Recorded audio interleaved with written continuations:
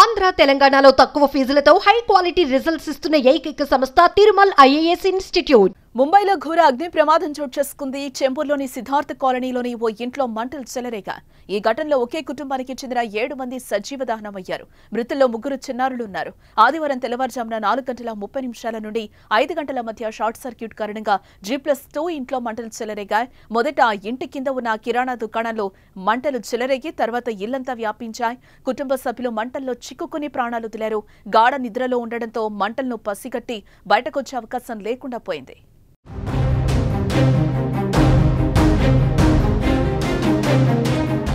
ఈ ప్రమాదంపై సమాచారం అందుకున్న పోలీసులు హుటాహుటిన ఘటనా స్థలానికి చేరుకుని రెస్క్యూ ఆపరేషన్ చేపట్టారు.